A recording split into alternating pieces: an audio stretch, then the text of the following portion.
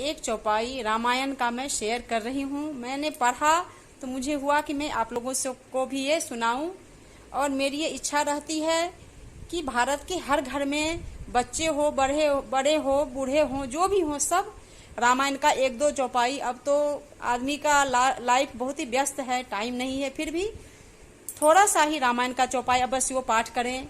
इससे संस्कार बढ़ता है। और दुर्गा पाठ, चंडी पाठ भी करें। तो अभी मैंने पढ़ा तो मैं आप लोगों से रामायण की एक चौपाई में शेयर कर रही हूँ।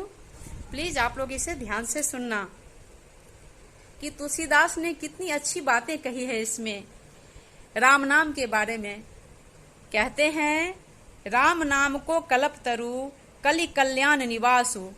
राम नाम को कल्प तरु कलि कल्याण निवासु। जो सुमिरत भयो भांगते, जो सुमिरत भयो भांगते, तुलसी तुलसीदास। ये चौपाई बाल कांड का है दोस्तों, ये चौपाई है बाल कांड का। कहते हैं तुलसीदास कि ये राम नाम का इतना बड़प्पन है, इस मतलब इसकी महिमा इतनी है कि ये जो है कल्प तरु है, यानी कल्प तरु जो कि स्वर्ग में मिलता है, ये कल्प तरु के समान है। मनचाहा पदार्थ देने वाला, मनचाहा फल देने वाला, और ये मुक्ति का निवास स्थान भी है, यानी मुक्ति का घर भी है। अगर हम राम नाम जपते हैं तो मुझे बिना कुछ किए ही मुक्ति मिल जाती है। तो राम नाम की इतनी बड़ाई है, इतनी महिमा है कि ये मुक्ति का निवास भी है, मुक्ति का घर भी है, और ये कल्प तरु के समान भी है। और मैं तुलसीदास अपने बारे में कहते हैं कि मैं तुलसीदास अपने आप को भांग सा निकृष्ट समझता हूँ। भांग जो कि एक नशा का पदार्थ है, निकृष्ट, तुच्छ माना जाता है। वैसे भांग तो भगवान शिव सेवन करते हैं, मुझे बोलना नहीं चाहिए, मैं भगवान शिव से माफी मांगती हूँ। लेकिन यहाँ पे तुलसीदास ने लिखा है कि मैं अपने आप को भांग सा निकृष्ट समझता हूँ।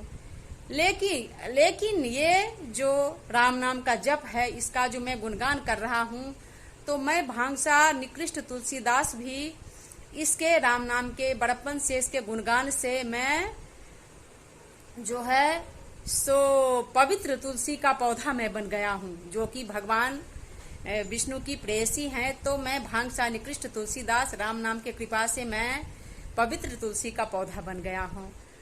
तो क्या बात है राम नाम की। तो हम लोग भी रामायण का पाठ करें। तो चलिए फिर हम मिलते हैं अपने अगले वीडियो में। थैंक्स। जय श्री राम, जय सीताराम। भगवान राम की जय, माता जानकी की जय। धन्यवाद।